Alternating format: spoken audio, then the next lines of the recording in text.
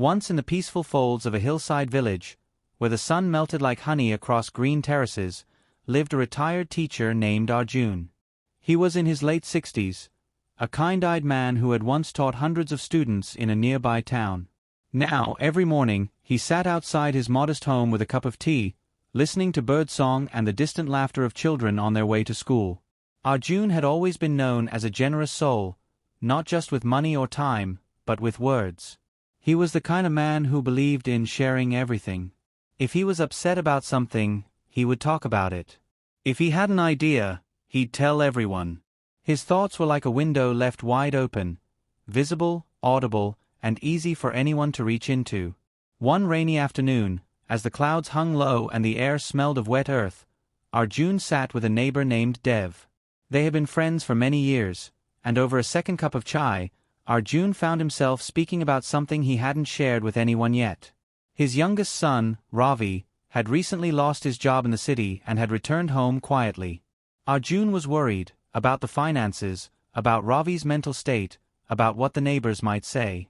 Dev listened, nodded, sympathized. But by the following week, whispers had spread. Arjun's morning market walks turned uncomfortable. A shopkeeper casually asked, "Ravi's back for good, eh? Must be tough after getting fired." Another neighbor leaned in and said with mock concern, "Such a shame, you had such high hopes for him." Arjun felt his chest tighten with regret. Not anger, just that cold, sinking feeling that he had betrayed his own privacy. Dev hadn't meant harm, perhaps, but the words had traveled. They'd grown legs and wings and reached ears that had no business knowing. He stopped going to the market for a few days. He stopped picking up calls from distant relatives. And in the silence, a strange clarity emerged. Why had he told anyone at all? It wasn't the first time something like this had happened. Years ago, when his elder daughter had a difficult marriage phase, he had spoken openly to colleagues and distant cousins. The same thing happened. What was shared as a moment of vulnerability was tossed around like loose change. Arjun had always believed that being open was a form of strength, but now, with the lines on his face deeper and his heart a little heavier, he began to realize something. Openness without discernment is not strength. It is exposure. Around that time, he met Dr. Meera Shah at a senior wellness workshop. She was a retired psychiatrist who now volunteered in villages, giving talks about emotional health in aging.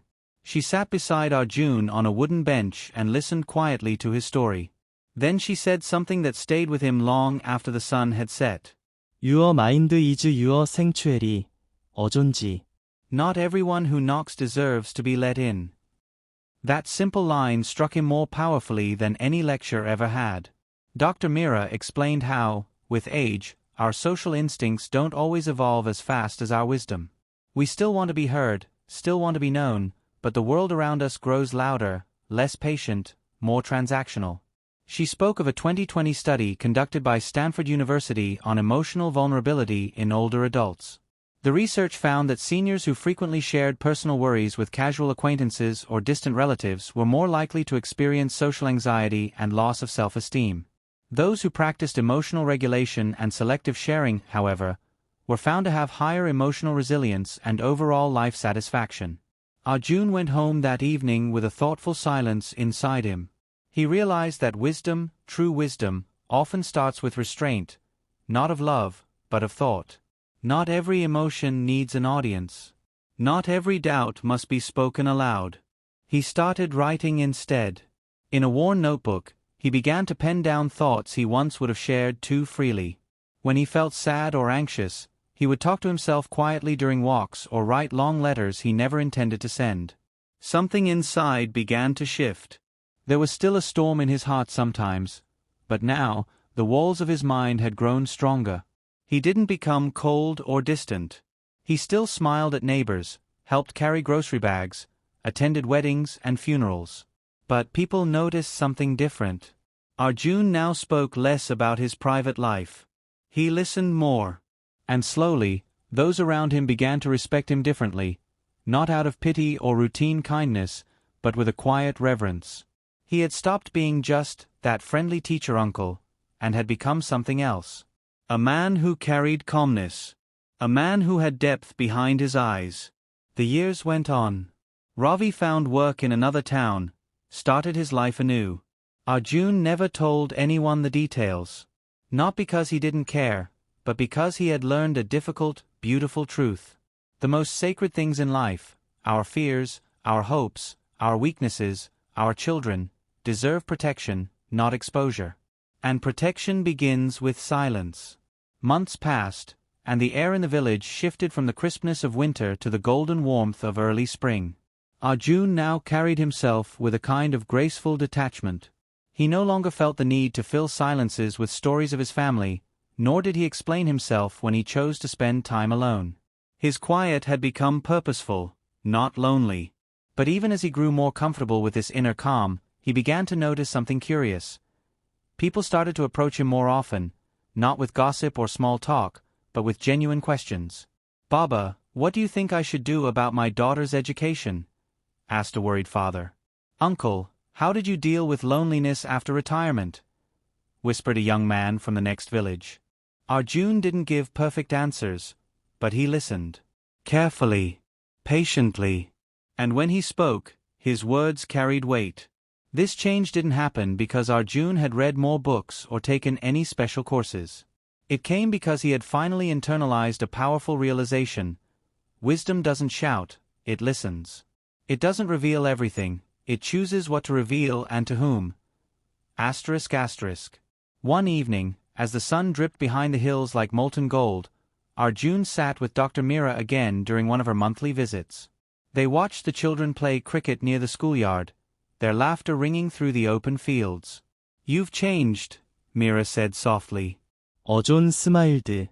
"I used to think wisdom meant giving good advice. Now I feel it's more about knowing when to speak and when to stay silent." Meera nodded. "You've touched the essence of what we call cognitive filtering in neuroscience. It's a mental function that gets sharper as we age, if we allow it. It helps us distinguish between what's worth reacting to and what's not, what needs to be said and what should be kept within. Many people ignore this instinct, especially when they feel lonely or overlooked. But the wise ones, they lean into it."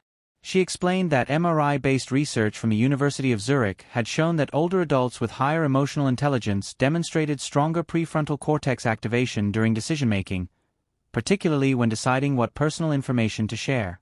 In simpler terms, the brain of a wise elder becomes better at regulating emotional impulses and considering long-term consequences of revealing too much. "You're not just guarding your peace, Arjun," Meera added. "You're training your mind to protect your energy." That evening, Arjun wrote in his journal, "I once thought people earned respect by being open. Now I understand, respect often comes from mystery, from being thoughtful, from not handing your soul to anyone who smiles at you." Yet the world didn't stop testing him. At a village function, an old acquaintance, Ramesh, known for his loud voice and love of drama, sat beside him and tried to draw him out. "I heard Ravi's working again," Ramesh said with a grin, sipping from a steel tumbler. "Which company? Good salary?" 메리드예트. Arjun smiled politely and simply replied, "He's doing well. Thank you for asking." Ramesh leaned in, clearly fishing for more. 컴온, 이어 올드 프렌즈즈. "Why so formal?" Arjun's voice remained calm. "You know, I've started to realize that sharing too much invites too many opinions. I prefer peace over praise." Ramesh chuckled awkwardly and changed the subject. Inside, Arjun felt powerful. Not arrogant, not dismissive, but in control. There was no need to prove, no need to impress. He had nothing to hide, but also nothing to prove. In the weeks that followed, this inner confidence began to reflect in the small things. Arjun's garden looked greener, his face more rested. He walked with a straighter back, spoke with fewer words, but every sentence mattered more.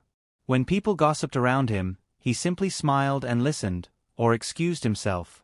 When asked personal questions, he answered kindly, but sparingly. And he noticed something remarkable.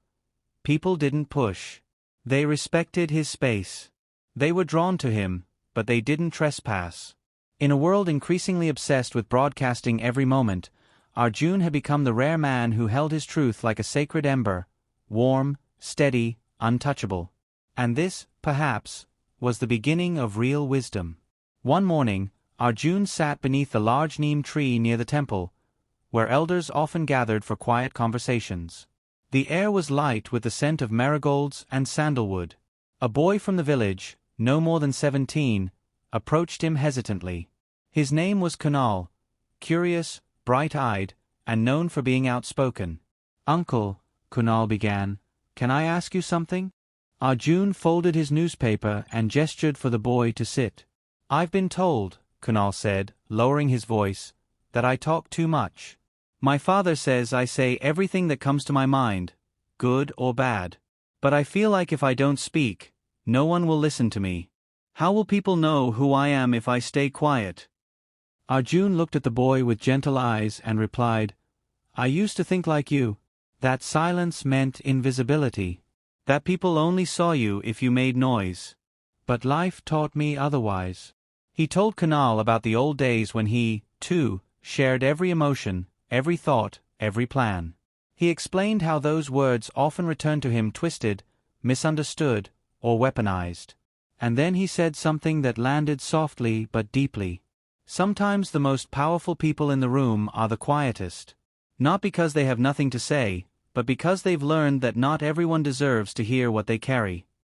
Kunal sat in silence, absorbing each word like soil drinking rain. "You see, Beta," Arjun continued, "when you guard your thoughts, you create value. When you speak rarely, people lean in to listen. And more importantly, when you keep certain things just for yourself, they become sacred. They are yours, and no one can misuse them, twist them, or take them away." Kunal looked down, thoughtful, and asked, "But doesn't that make you lonely?" 어존 스마일드. "Not at all. It makes you self-aware. It gives you space to think before reacting, to reflect before responding. And with time, you start to enjoy your own company more than the noise of the world."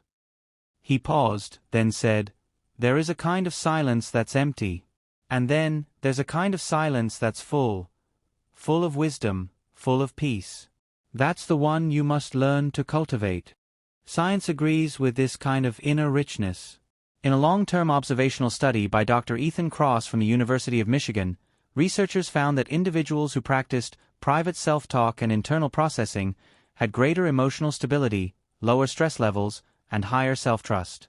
In other words, those who learned to turn inward for answers rather than always speaking out loud or seeking external validation became mentally stronger and wiser over time. Arjun had become a living example of that research. And now, sitting beneath the tree with a young listener beside him, he found joy in quietly passing that flame forward. Later that day, as Arjun walked back home, he paused outside a small shop where two men were arguing loudly over some political issue. He smiled faintly and kept walking. Just a few years ago, he might have joined in, added his thoughts, tried to make a point. Now, he valued his peace more than the thrill of being right. At home, he opened his notebook and wrote, "A wise man's strength lies not in how loudly he speaks, but in how deeply he thinks." That night, as he sipped his tea by the window, a breeze passed through the curtains. He closed his eyes, letting the silence surround him, not empty, not hollow, but rich with the quiet dignity of a life becoming simpler, deeper, and more meaningful. He had learned, through trial and error, that the first true sign of wisdom is knowing when to guard your mind, your heart, and your peace. And now, every morning he woke with the quiet pride of a man who needed no applause, no attention, no approval. Only the silence, and himself.